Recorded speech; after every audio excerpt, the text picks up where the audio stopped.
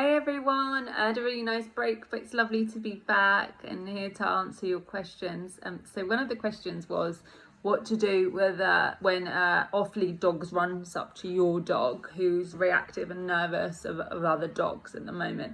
One thing you can do is shout out to the owner and say that your dog's sick and ask them to be put back on the lead. This works a lot better. Well, there's more sense of urgency in the guardian of the dog who's running up to your dog if you say this. I have found in my experience, compared to if you say, my dog's nervous.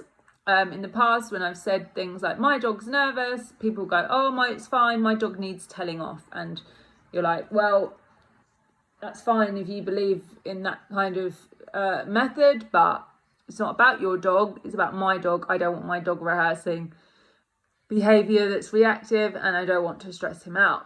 So that's a tip. Throwing treats at the dog that's racing up to you and then going on your way with a let's go cue, so quickly turning on your heel, can also be really helpful. Investing in a jacket that says space needed or training in progress can often get people to think twice, because it's still not common knowledge, it seems, that when a dog's on the lead, another dog shouldn't go racing up to it. Also thinking about carrying things on walks just in case there ever was a dog fight. So carrying a blanket to throw over the dogs to try and break up the fight is sensible. So yeah, that'd be my main tips. As I said, sometimes just saying my dog's reactive doesn't work, unfortunately. Then we had, my dog has a big tendency to pick things up on walks. What can I do?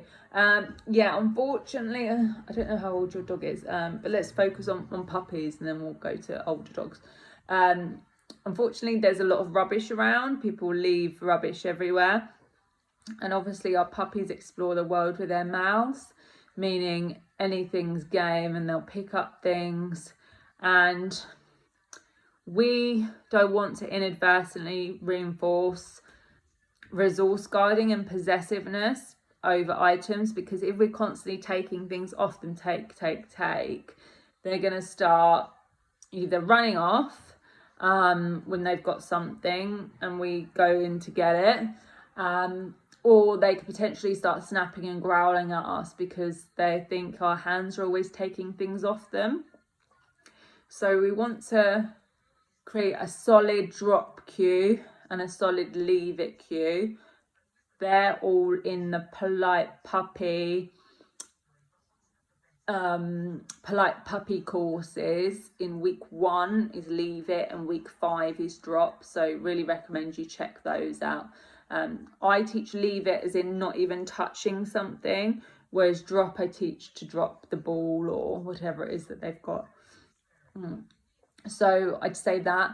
Also, if we're going into a dog's mouth constantly, they might tolerate it, but it doesn't mean that they like it, and they can end up swallowing whatever it is that they've got in their mouths, or they might bite us. So constantly swapping, and dogs tend to drop things. Dogs are scavengers, they do pick up things in their mouths. So yeah, being really mindful of that and not leaving things out that we don't want them to have. I know it sounds simple, but just like we wouldn't leave knives out for children, we shouldn't be leaving out things for our dogs that we don't want them to pick up around the house.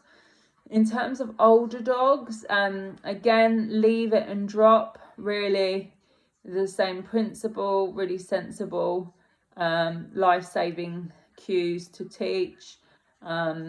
And kind of avoiding hot spots where there are very, rude people that leave rubbish everywhere would be my tip. And kind of focus and engagement exercise, getting your dog to carry something else and teaching them how to carry things in their mouth. Excuse me. And because obviously their mouth's shut, then it means that if their mouth's got something inside it, it means that they're not picking up things. Yeah, so that would be my tips for that one. My dog is very reactive towards people. What can I do? So I just start by thinking about, if you haven't already, a physical exam for your dog at the vets to rule out anything overtly medical.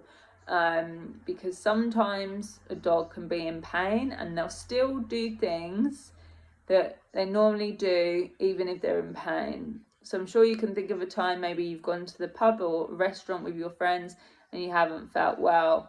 Your dog will still go on walks even if it is in pain, because they can have a positive experience and a negative experience at the same time. Those things, two things, can coincide with each other.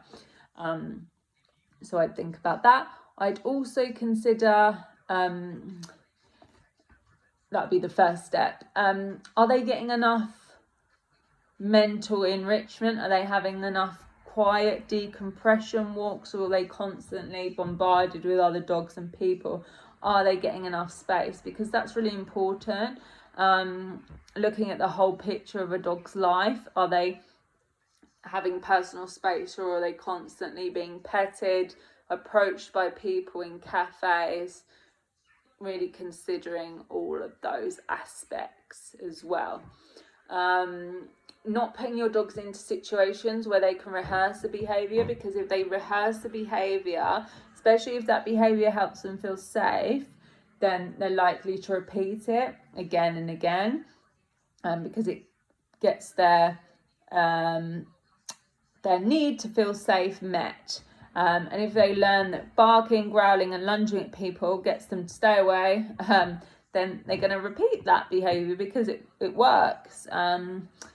Thinking about lower level signs that your dog is nervous, so licking their lips, not wanting to approach people, moving away when they're being touched, is important. They're kind of lower level signs that they just want some space. Using consent petting is important, so stroking for 3 strokes and then seeing what the dog wants to do. Do they want to move away, or are they quite happy to stay? And then you can judge it like that. Just like us, they don't want to be constantly touched all the time. Thinking about your dog's day-to-day life, are they getting enough off-lead walk time, if obviously it's safe for them, and do they have enough enrichment? Or don't underestimate the stress that accumulates in our dogs' lives. Noises, other dogs bothering them, people, pain, all these things can add up. Children poking them, advocate for your dog. The Muzzle Up project has some fantastic resources, all about muzzle training, so that's sensible if that's something you're facing with your dog. And that can be stressful, especially with the news. Every time there's a dog attack on the news, you can feel anxious and scared that it might be your dog.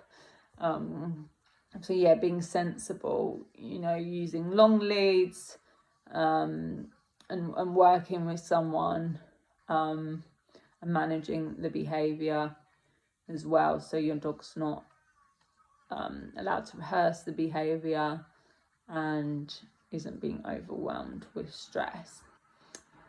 They'd be my tips. There's a really good app called Dog Decoder by Jill Bretner. Highly recommend to download that, and it gives lots of different poses. There's a cute little dog there called Diamond, of things that your dog does to request space. So that's one of the most wonderful things you can do for your dog, is to be able to recognise their body language and how they're feeling, and advocating for them and getting out of the situation. So thank you for all your questions. I'll be back next week, so send them in and see you then. Bye.